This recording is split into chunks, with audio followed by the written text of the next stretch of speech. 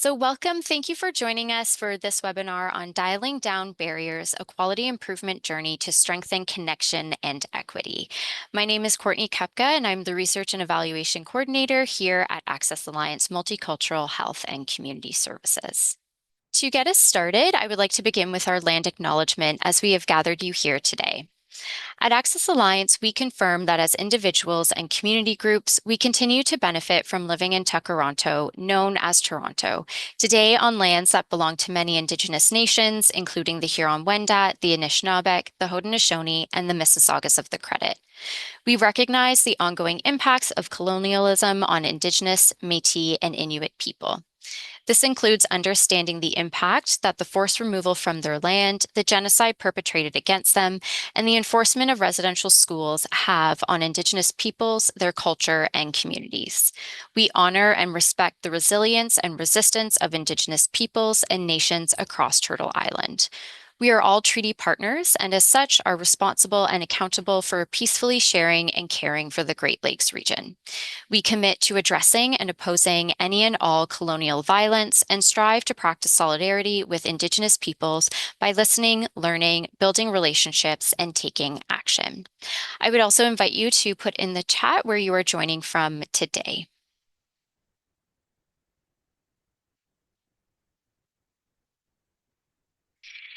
To share a little bit about Access Alliance for those who may not be familiar with us, we are a community health center located in Toronto, Ontario.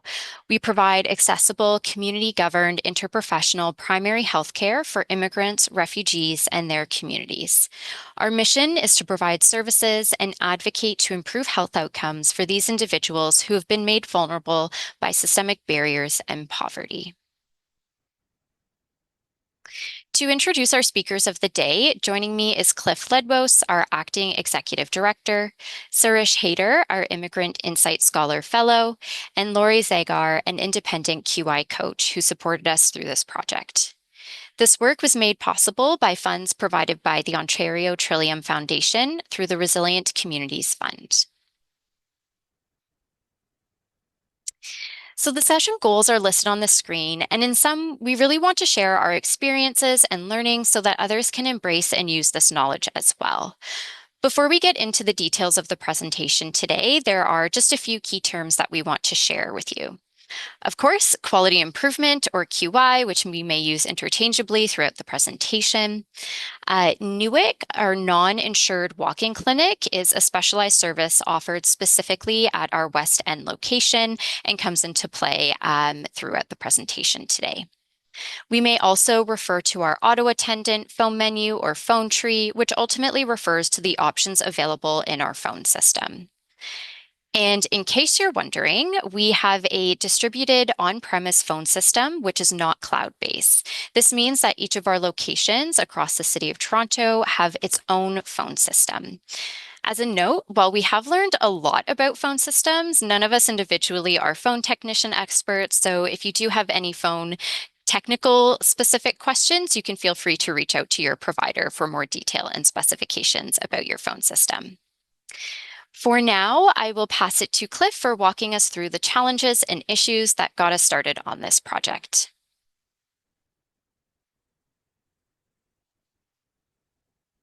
Great, thank you, Courtney. So we have this phone system in place at Access Alliance, and in my role as the acting executive director, there are things that I hear from time to time that are challenges about the phone system, and I will hear snippets of complaints that are passed through to me about the telephone system that we have. And those are some of the things that I began to hear about. I began to hear about some of the challenges. I began to hear about some of the complaints that people had as they were trying to get through to us, as they were trying to connect through to be able to book appointments or to be able to speak to staff, to be able to cancel appointments. And there were a lot of challenges for people, in particular, that related as we know, to the number of calls that were coming in throughout the day. And some of those calls would get backed up or would get bottlenecked at certain parts or certain times in the day. So there were times where people were able to get through, and then there were other times where people had a lot of challenge in getting through. And you can certainly understand some of the frustration that, in particular, clients would feel. They're trying to get through. They want to be able to book an appointment with one of their providers, their doctor, their nurse practitioner, and they can't get through. Sometimes they would try multiple times throughout the day and fail being able to get through. Other times they would get caught in a loop, and so they would be sort of passed on from one telephone system to another telephone system as they try to get through. Ultimately, not great for the people that are trying to get through, and caused people a lot of frustration. And oftentimes people would become angry, and that frustration and that anger also gets directed to the staff when they are finally able to get through. And so staff, the secretaries, would often have to manage some of that challenge and some of that frustration, some of that anger. And also the doctors, the nurse practitioners, the health coaches, or the social workers, the settlement workers who were interacting with clients when they did have an appointment, they would often hear some of the challenges that people were experiencing. And that also starts to take up time in their appointments when they aren't able to talk about what they're there for the appointment for, because instead they're focusing on some of that frustration and some of that anger that they were experiencing in just trying to get through to us. So ultimately, not good, not the place that we wanted to be, and we knew that we need to be able to do something about it. Courtney, if you want to go on to the next slide. So certainly you see on the screen in front of you some of the things that we certainly did recognize. You know, that the telephone system is an important part of an access point for our clients. Certainly, that there are other digital tools that are available other than the telephone system, and we wanted to be able to incorporate some of those other tools. So things like Ocean, which is an online appointment booking system, we knew would become really valuable so that people could just book appointments or potentially cancel appointments. And that would free up space on the telephone system for other people to be able to get through as they required getting into contact with us. We certainly knew that improving the telephone system was just one step in improving access for clients, and also the workflow for the secretary team. And so this is where we landed. This is the beginning. All of that frustration, all of that anger, all of that we need to do something is where we landed in terms of the QI journey that you're going to hear about in the rest of the webinar. But it is important to understand those barriers, and also for us to be able to reimagine what a better system, a system that is much more customer service friendly, would look like, that would utilize not just the telephone system, but some of these other opportunities like Ocean online appointment booking, so that our clients were able to get through to us when they needed to. So Courtney, over to other people who are going to be talking to the group about what that QI journey looked like. Thanks, Cliff. So we will start with the overview of our project objectives. So Cliff really highlighted some of the challenges that we were experiencing, and understanding those, we really wanted to answer through this project the what and the why. So what is it exactly that we're seeing it, and why are we seeing these signs and symptoms of the challenges? We also wanted to see how we could incorporate virtual or digital solutions to help support some of the challenges and lead towards a better solution and system for all. And we really, when we got down to it and started discussing, we realized that there were a number of ways that we could approach this issue, but ultimately we chose a QI approach. And we chose this approach because it provides the resources and tools that we really needed to understand the challenges and issues in depth. Ultimately, we spent a lot of time and effort in the systems diagnostic stage. We spoke to staff, clients, we reviewed data, and we used various QI tools that you will hear more about later on in the presentation. But this graphic really provides an overview of the approach that we were taking. So we outlined our current state of the signs and symptoms, where we are right now. And then over on the right-hand side of your screen, we outlined where we wanted to be. And so to highlight these, we wanted to increase the ability of people to access information appropriately when needed. We want to decrease the complaints or the severity of the complaints that we were seeing related to the phone system. But we also know that there is a big component of this, including decreasing unnecessary secretary interactions and keeping those necessary secretary interactions. Ultimately, we came to the vision of a user-centered, easy-to-use, seamless communications framework and platform, with our guiding wording here, the right way at the right time. Now I'll turn it over to Sarish for walking us through the findings of the project that we're presenting today. Thank you, Courtney. So I would like to start with this, that we started off our project with doing the literature review, in which we came across digital literacy, equity, and access in community health.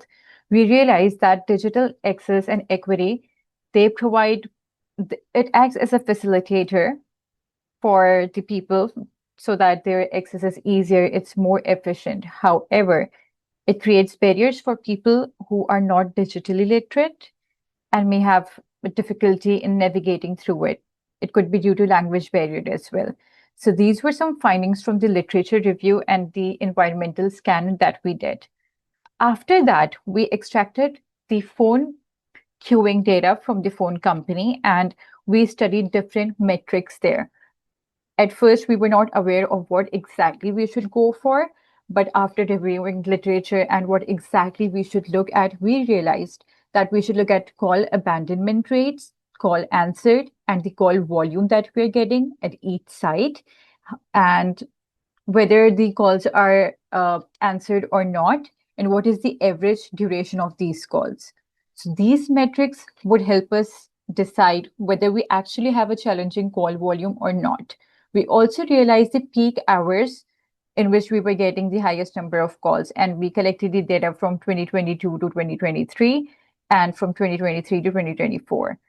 So I want to highlight one point here, that the peak hours here, they also coincide with the lunch times or the break times of our secretaries as well. And I'm going to touch base on this point later on again too. So after looking at the call metrics that we got from the phone company, we also looked at our phone tree, that what exactly are the current options that we have.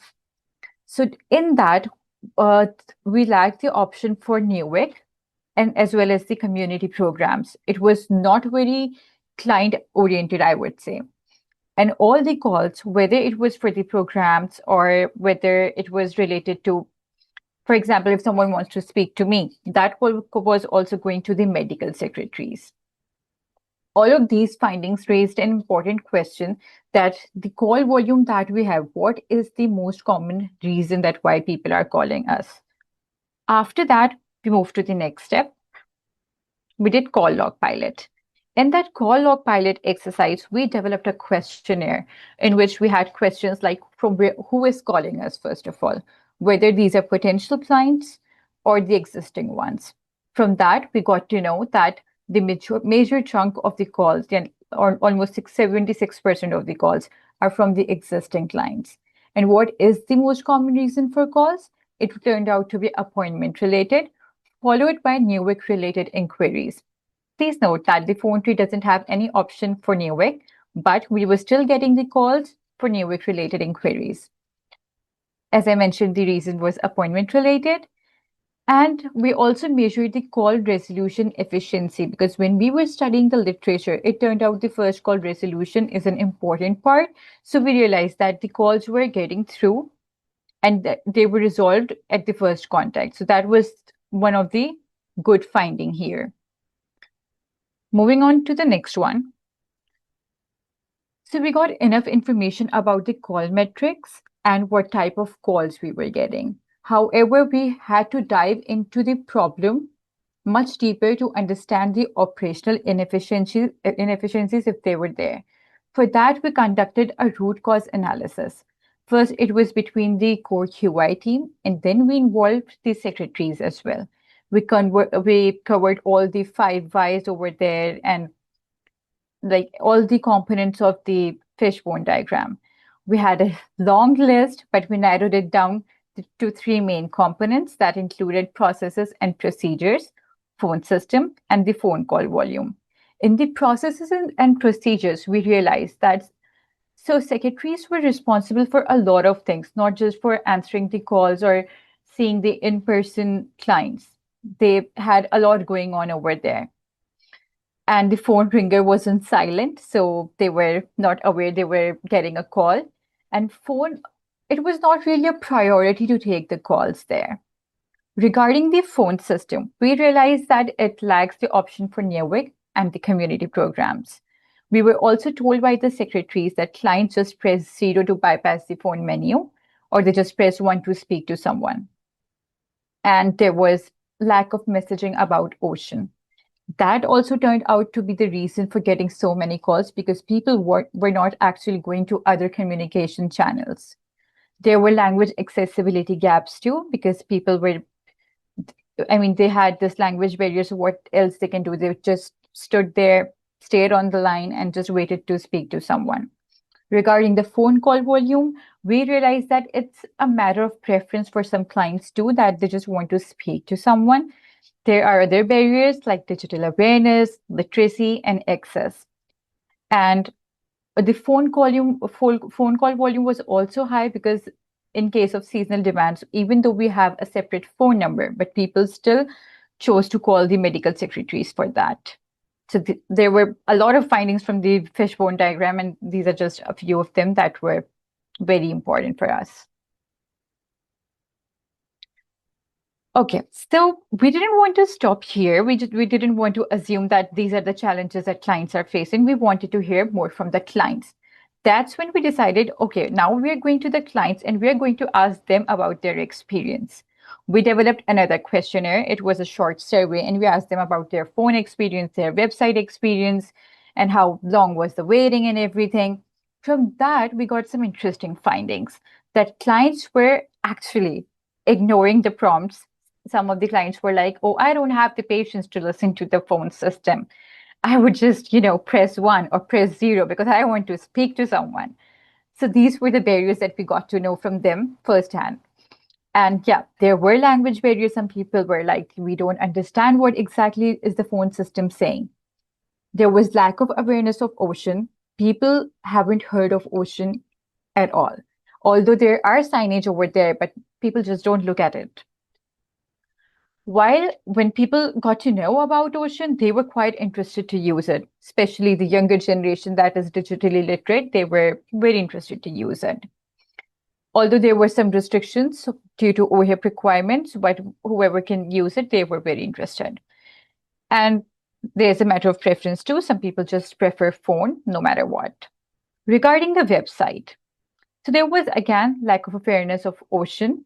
There were navigation barriers because on our website, we are using terms like primary healthcare. People don't know what primary healthcare is. They would refer to everyone as a doctor. And settlement services, they don't know what falls under settlement services. They would just say, oh, I just want to see, they just take the name of the provider who is providing the settlement services, and they don't even know they are here for that specific service. So these are the challenges that we got to know during this exercise. Also, one more interesting finding regarding the language services was that the option for language services was perceived as like if you click on it, it's just going to translate the website for you. Whereas it takes us to Rio, that is the interpreter, and it's entirely a different function. It's just not for translation there. So these were the findings from the phone and website client experience data collection. Okay, after having so many learnings and everything, we decided to go for our first PDSA cycle, in which we decided to refine our secretary team structure. With that, I want to tell you that the current structure is like we have one secretary for back office role who is responsible for all the administrative tasks, whereas there's one front office person who is dealing with in-person clients. So this is what the current structure looks like. And there are a lot of overlapping roles and responsibilities there. So nobody is specifically responsible for taking phone calls. When we redefined this structure, we assigned one person for specifically taking phone calls at each side and one person specifically for Newark. So what went well in this one? So the roles and responsibilities were improved. People were actually accountable for taking phone calls. That certainly improved the responsiveness. Also, the ringer was on. Challenges. The challenges we faced was that the person who was specifically there to take the phone calls was sitting idle for a couple of period of time and had nothing to do during that period. And for Newark, the challenge turned out, okay, so that person was dealing with in-person clients too and Newark related phone calls. So that person was overwhelmed with both the responsibilities. So this certainly didn't work out well for Newark. In the end, we decided and learned that there should be more clear responsibilities and a defined JD for all the secretaries. And Newark needs its own QI initiative because of its unique structure, unique needs, and unique needs of clients. So it's entirely different and slightly out of the scope of this project because we were focused on the phone system. Next, please. So this is the fishbone diagram that we did amongst ourselves first. And the next one. And this is what we did with the clients, and just look how complex it is. We just got a lot of information here. Okay, after that, so when we redirected our focus to the phone tree only, we decided to see like what terms are we using there, because we got to know that people don't understand the word primary healthcare. They refer to every provider as doctor. They don't know the distinction between a nurse practitioner or a registered nurse. So we went in the waiting area, we asked them, we engaged the interpreters too, the secretaries and clients, that what are the most commonly used terms by the clients. Turned out everybody is a doctor. And for example, settlement worker is a totally unknown term. They understand social worker, but settlement worker, no. And for some people, they would just refer to the name of the provider. Also, the word community programs is still a bit understood, but like group programs is something totally unknown for people. So what we learned in this exercise was that we should limit the use of jargon, like primary care. We should provide more examples to the people. Then we moved on to PDSA 2A, in which we revised the phone menu prompts and we tested it with the clients in the waiting room. What went well? So the clients that were proficient in English, they understood most of the options. Terms like appointment and community programs were the key terms that were understood. And one interesting finding. So people preferred hash over the term pound key. That was really new for us. Challenges. People didn't know non-status or health needs, what exactly newcomer services are. People thought whoever is here in Canada under like 1 year is considered as a newcomer. So they didn't know what exactly it is and what option to choose. Our learning in this process was that we should provide short explanations along with the options, whatever we are giving on our phone tree, so that people can understand through that. I can give you an example.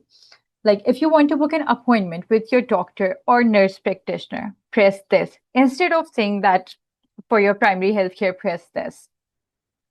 Our learning short explanations improve comprehension. It was also noted that people prefer someone with a Canadian accent with a slower pace of speech. And yeah, that enhances their accessibility. Well, there was still this limitation that clients with limited English proficiency still struggled with it. This is something we just have to deal with it. And after these findings from the 2A, we worked on our phone tree again, and we redefined the terminology. We included the examples. We included examples for everything. For example, like for community programs, we didn't have just community programs there. We included, if you want to book an appointment for community programs such as youth, senior, elders, everything, we included everything there. Then we went back to the clients, and this time we changed our approach. We had scenarios with us that if you have back pain, what are you going to choose? So this is how we wanted to assess whether they're actually understanding our prompts or not. We walked through all the prompts, and yeah, a lot of people, they chose the right options. So this is how we got to know that we are doing something right there. What went well? Yeah, people followed it correctly. OHIP health card was the preferred term instead of just OHIP or health card. That improved the navigation. Digit by digit speech was preferred. For example, there was this client and she said she doesn't understand. For example, someone is saying 661. She was like, it's better if we have it like 661. This is such a small learning, but these are small pieces that help us in the long term. Challenges, as I told before, that the newcomers are perceived someone who has been in Canada for under 1 year. Tax clinic, the word tax clinic was misunderstood because the word clinic is there. People associate it with something like health related issue. So our learning from this PDSA cycle was that we should use brief explanatory statements like Ocean online booking platform, not just Ocean. Nobody knows what Ocean is. And clients expressed a strong interest to use Ocean. So these were quite overwhelming findings. A lot happened in 1 year. So we just tried to shorten it here. Yeah. Great. Thank you for highlighting all of those things, Suresh. So we really wanted to roll all of that learning up into a visual that we could use and reference back to, and I think something that will be really helpful for the folks on the call today as well. So bringing it all together, we came to the realization or understanding that the phone system is actually just one microsystem as part of our larger communications ecosystem of information access points. This work helped us to understand that there are several areas that we need to work in harmony to bring us to the desired future state. So the work with the phone system is not necessarily getting rid of calls, but rather refocusing all of our tools, including the phone system, secretary workflow, and digital tools to optimize information sharing and access at different points. Our greatest learning is that this is a sum of all parts type solution. So one act of updating the phone system structure is not going to solve all of our problems, but it will certainly help clients navigate the service options through the phone in a better manner. We also need to make changes to the processes and systems around it, and doing this thoughtfully and intentionally is the key.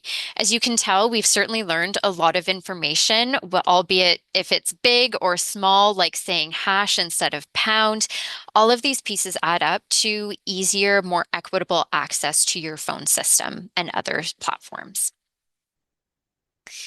In terms of next steps and where we're taking all of the information that we learned, we want to disseminate our findings and lessons learned with other community health centers and partners like yourselves to share the learning, scalability, and provide systems level improvement. implementing our revised phone tree across all of our sites to ensure consistency in call routing, accessibility, and client-centered experience organization-wide. And then also, as we realized through this project, improving the awareness and uptake of Ocean online appointment booking, as well as using Ocean check-in kiosks at our centers, will hopefully support by freeing up some of the secretary time in engaging with clients in a more meaningful manner. Thank you for your time today and listening to what we've learned. And hopefully there are pieces of information here that you can take back to your center to consider how you might address the challenges that you are experiencing as well. So I'll take a moment now just to stop my screen share, and we will open up the Q&A session now. So I'm just checking the chat here.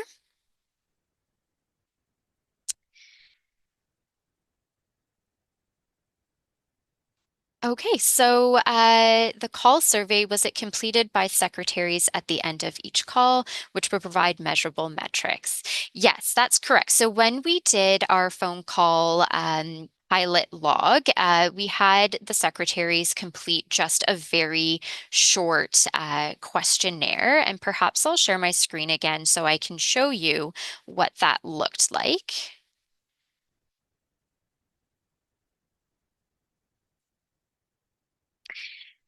So here we split it up over a series of 3 days to break it down and make it really easy for our secretary team.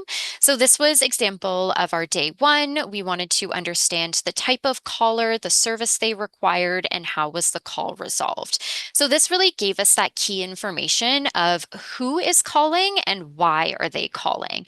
And that allowed us to understand better, okay, are these necessary phone calls or are these phone calls that could happen via Ocean through online appointment booking, which is what we did actually learn, that the majority of our calls were coming from existing clients, and the majority of those, it was 70 to 80% of the call volume that was sampled was actually for appointment booking or appointment service-based needs as well. Okay. Going back to our Q&A here, what was the cost of this project and what is the annual cost of the system you implemented? How long did the project take? And FT roles participated in this project? So an excellent question there. I'm not sure the annual cost of the system since we are currently still working on those changes and implementations. In terms of the project, this was funding granted by OTF, so I can't speak to their funding processes in the sense of whether it would be the same across different types of applications. But speaking from our project team perspective, I was working on this project throughout the year along with Sarish, but we do have some other responsibilities as well. So not a off the side of your desk type project activity. There's definitely, you do need to designate your time and set up your team well to implement the project activities. Okay, moving to the next question. And I'm also seeing Cliff, you've raised your hand, so feel free to chime in there. Yeah, I just wanted to pop into that in terms of the cost piece of it. So we very deliberately chose to make this a quality improvement project, and Access Alliance has a fairly long history with doing quality improvement projects. And the results that we get when we do it in that quality improvement project format is, I think, really strong. So I'm a huge advocate for doing QI. And if you can do these types of projects as a QI project, as the base, I think it's really worthwhile to do it, because then you're not looking at it as a piecemeal, little bit of this, little bit of that, little bit of this, and rather you're taking a much broader approach that takes into account a number of different things. So in this case, the whole is truly greater than the sum of its parts. And to me, that's what QI really helps to do. I think the other cost of not doing a project like this is increasing frustration, increasing anger on the side of the clients, and that's never good. Increasing levels of frustration and anger on the side of the staff people who have to deal with that anger, and that is never good. So, from a resource perspective, this is an investment in the agency, in the staff, and in the clients. And to me, it's well worth doing. Now, if you have to write a proposal to get that chunk of money in order to be able to do it, it's worthwhile doing it and waiting a few extra months to be able to tackle it with having some funding and with having that QI approach. But not to address it is a far greater mistake than to put the time and effort into resolving this using a QI approach. Thanks, Cliff. And I also see that Lori has her hand up, so we'll give you a moment to respond as well. Yeah, I just wanted to echo that. What this team did was so connected to process and improvement, but it started with a mindset of they wanted to learn at every step of the way. So they never sort of went off track because they had such a mindset of learning. So sitting in the weight room and talking to clients was a learning, talking to clients, talking to one of the other things, there was a secretary that came to the team meetings all the time. So the bulk of the work was done by Courtney and Suresh, but the, secretary voice was there all the time too. So having that mindset, doing the PDSAs, I don't think I've ever seen a team so disciplined in their PDSAs, but that came back to their mindset of learning. And so they did great PDSAs. They came back, they cycled in the learnings and they kept going. And I think that goes back to what Cliff was talking about, but those are sort of the nitty-gritty details of how they applied that QI approach and why this was so successful for sure. Mhm. Yeah, absolutely. Thank you, Lori. So we have a couple more minutes, and I'm seeing a few additional questions in the chat. Did you have target drop rates? So this was actually something very interesting. And Suresh, if you want to chime in here, since you spent a ton of time looking into what is available in the sector and for phone calls, go ahead.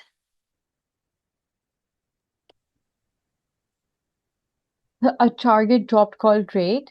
So we exactly don't have the benchmarks available there, but we just drafted what should be the average, how much should be like the abandoned should be less than 5% in a healthcare industry. That's Mhm, what we got to know. Yeah. mhm. Yeah, that was something very difficult to determine from the literature since it was mostly based on call Call centers, center, yeah. and we are not a call center. So that was difficult to extrapolate, but Lori led us through by really referring to our historical data and year over year data as a reference and where do we want to be. So that was a helpful point to guide us in the right direction. Yeah, we also divided the total number of calls per day and got to know like we were getting 17 to 18 calls per day. So yeah, we did our own math. Thanks. Okay, so have you put any thought as to what appointment types will be offered for online appointment booking via Ocean? We are intrigued by this option, but want to ensure appointments are being booked appropriately. And I know a lot of thought has gone into this at our organization when we're implementing Ocean, so I'll pass it to Cliff for a response. Sure, thanks, Courtney. Yeah, so initially we have started offering appointments online, and we are being a little bit more tight, I would say, in terms of what is available online. I think as we learn and as we continue to learn, and as our clients continue to learn about the use of Ocean, we will be able to broaden the types of appointments that are available. But essentially, if a client needs an appointment and the time slots are there, we want a client to be able to book in. And our experience is that so far is that clients don't misuse the appointment slots that they are booking in for.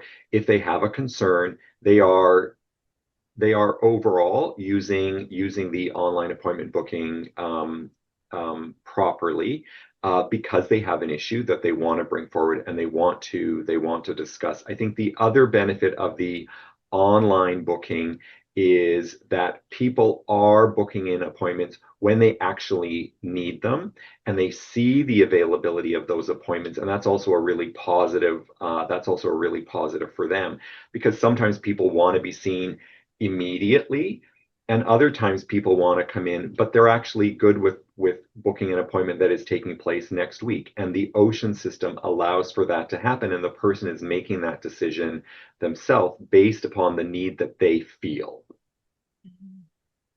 Great. Thanks, Cliff.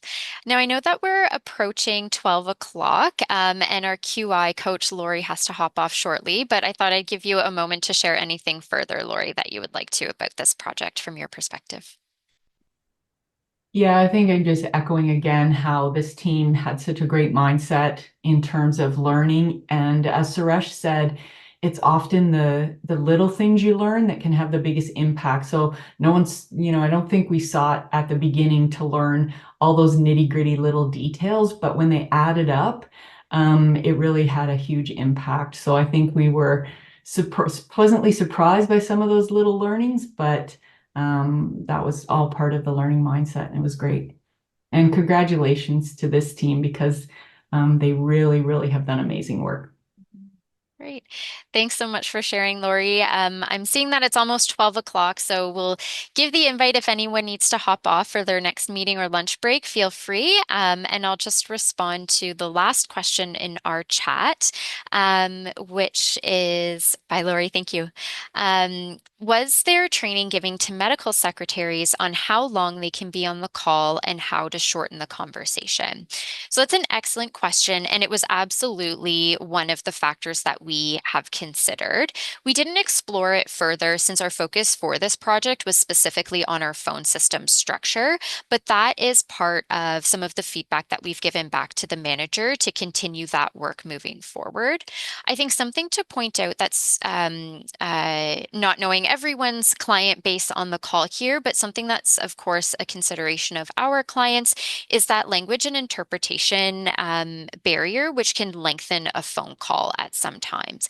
So this is where I would bring you back to that necessary versus unnecessary interaction thought process, and where we have clients that do require that additional support, where we will bring in interpretation services onto a phone call, then obviously that would lengthen the time of the phone call. But we know that from our call log pilot that our secretaries are resolving the request or the reason for the call on that first phone call with the client. So that was an important metric for us as well, was that first call resolution, so that we're not bouncing this client around to different people or different phone systems to respond to their need, which can increase frustration in a given system. Great. And a final note from Cliff, I should mention there are ways to limit the number of appointments that an individual person can make in a given time period. Yes, so that's a function of Ocean. And yeah, Cliff, go ahead if you want to So add. just in relation to that last question that you read, I think Sure. one of the important things that happened in this particular project was differentiating between people who are calling for a very specific reason, like I want to be able to book an appointment or I want to be able to cancel an appointment. And when secretaries are dealing with that person, the calls generally tend to be very short and sweet.